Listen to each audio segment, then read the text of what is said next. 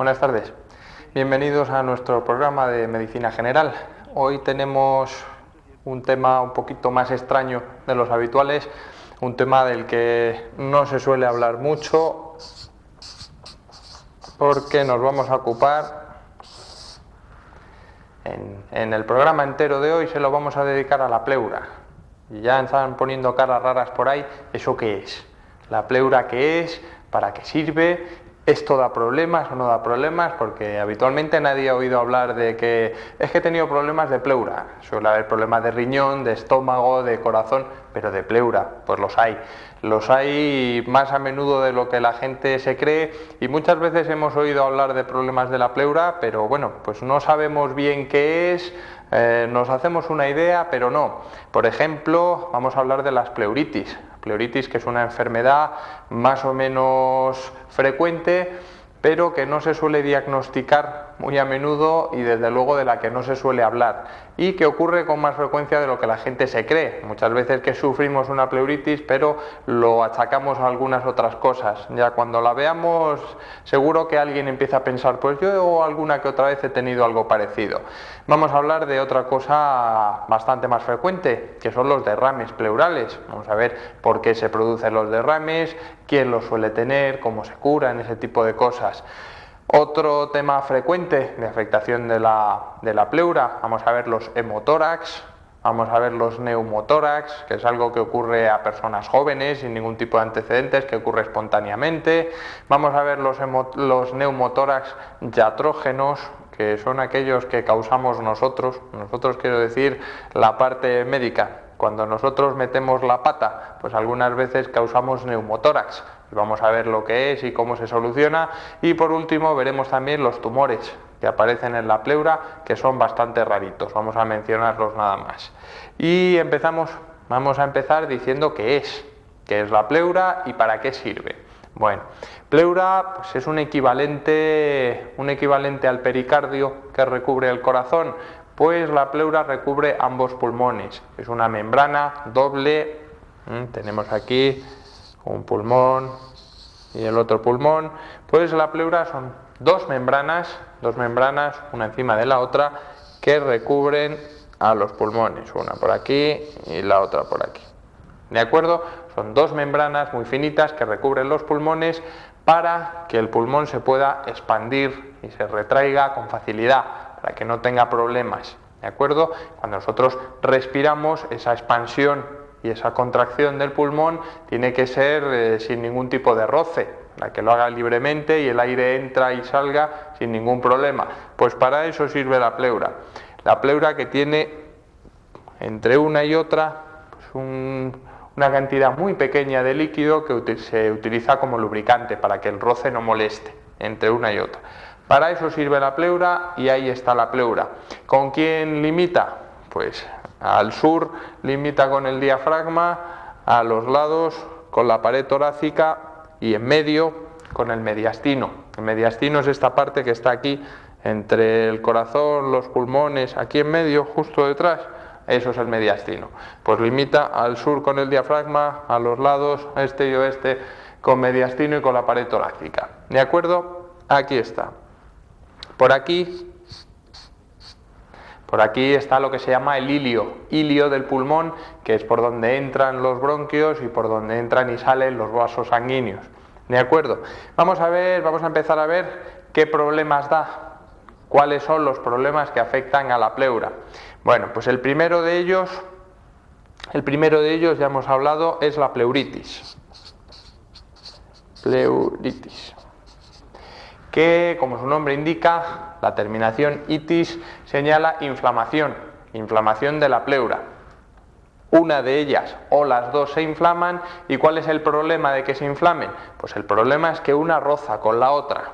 ¿De acuerdo? Cuando se inflaman, esa mínima separación que existe entre ellas se pierde. Y cuando una roza con la otra, generalmente duele. El problema fundamental es que duele. Entonces, ¿cuándo ocurre esto? ¿Una pleuritis pasa cuándo?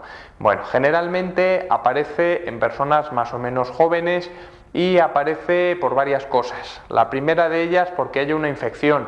Puede haber una infección en el pulmón, aquí por ejemplo, y esa infección del pulmón pasa a la pleura y hace que se inflame la pleura por infección del pulmón. O bien puede ser una infección directamente de la pleura. Hay algunos procesos víricos, que es bastante frecuente, hay algunos procesos víricos que directamente afectan a la pleura, dando esa pleuritis de la que hablamos. Y bueno, pues también en algunos casos, por embolias, por problemas vasculares, también se puede producir esta pleuritis. ¿Qué ocurre? ¿Qué pasa? ¿Qué síntomas da? Pues fundamentalmente 3, los vamos a apuntar porque casi todos los problemas a partir de la pleura dan 3 síntomas cardinales. Primero dolor, el segundo disnea y el tercero la tos. Estos 3 síntomas. ¿De acuerdo?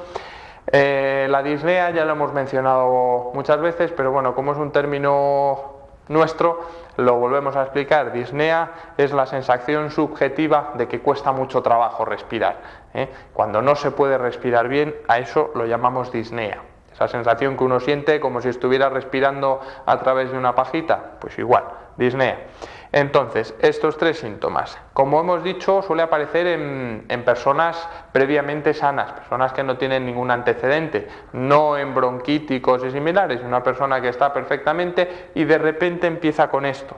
Y además, uno no suele pensar, sobre todo en principio, que se trata de una pleuritis. ¿Por qué? Porque esto comienza con síntomas muy generales, comienza con malestar general, comienza con molestias de garganta, comienza con dolores musculares, sobre todo bueno, pues en la región más alta torácica, en los hombros, en el cuello también, y bueno, pues ese malestar general, aparece fiebre y después aparece esto, aparece pues, un dolor en el costado, generalmente localizado, y aparece tos y aparece esa dificultad, además de la fiebre. ¿Cómo se diagnostica? Bueno, pues esto da un signo característico cuando uno lo escucha con el fonendoscopio, cuando se ausculta, da un signo característico que es lo que se llama roce pleural. ¿De dónde viene? Pues evidentemente de que roza una con otra. Ese roce de una con otra hace un sonido característico que es como el cuero. ¿Quién no ha visto las películas estas horteras? Alguien que lleva un pantalón de cuero muy ajustado cada vez que se va moviendo. Pues ese roce del cuero, esa crepitación del cuero, pues suena más o menos igual. Por eso se diagnostica cuando aparece en esta zona de roce y uno pone el fonendo, no está localizado, pues aparece esa crepitación, ese roce pleural, que es lo que lo diagnostica. Eso, aparte de toda la clínica que hemos visto, pues uno empieza a sospechar que el problema es esto. Esto es lo que se llama pleuritis seca. Seca, por eso, porque aquí no hay derrame. La pleuritis la causa la inflamación por esa infección o por esa embolia, pero aquí no hay derrame. El derrame es lo que vamos a ver ahora. Derrame pleural o pleuresía, que eso bueno, pues se utiliza menos, pero bueno, pues antes se utilizaba bastante más. A lo mejor alguna abuelita sí comenta, pues he tenido una pleuresía o tuve una pleuresía. ¿Y eso qué es? Pues la pleuresía es lo que habitualmente se denomina derrame pleural. ¿Qué es un derrame pleural? Pues derrame pleural es la acumulación de líquido, aparece un derrame entre una y otra, ¿de acuerdo? En esta región de aquí, pues se acumula líquido que en condiciones normales no debe estar. Entonces, si aquí hay mucho líquido, una se separa de la otra y va colapsando el pulmón, ¿de acuerdo? Por eso aparece la disnea, por eso aparece la tos. Cuando hay demasiado líquido puede incluso llegar a colapsar del todo. Bueno, el derrame pleural, ¿qué problemas tiene? Bueno, pues los síntomas los mismos, prácticamente los mismos que los de la pleuritis, ¿de acuerdo? Aparece dolor, aparece disnea y aparece tos también. ¿Cómo lo diagnosticamos? Pues igual, diagnóstico por la clínica, vemos qué es lo que tiene y además pues aparece en la radiografía. Nosotros hacemos una radiografía, se ve que por aquí pues hay líquido, más o menos, depende de la altura, depende de la cantidad de líquido que haya. Generalmente esto que hace así un pico, porque aquí está el diafragma, pues esto se llena de líquido. Líquido que pues cuando nosotros cogemos al paciente y lo tumbamos, pues si Manolito está tumbado aquí, pues el líquido se viene para abajo y vemos este líquido que estaba aquí, cuando nosotros lo tomamos, pues estaría así, en esta parte de aquí si lo tomamos así. ¿De acuerdo? Y aparte, bueno, pues también hay datos de laboratorio que nos ayudan a esto.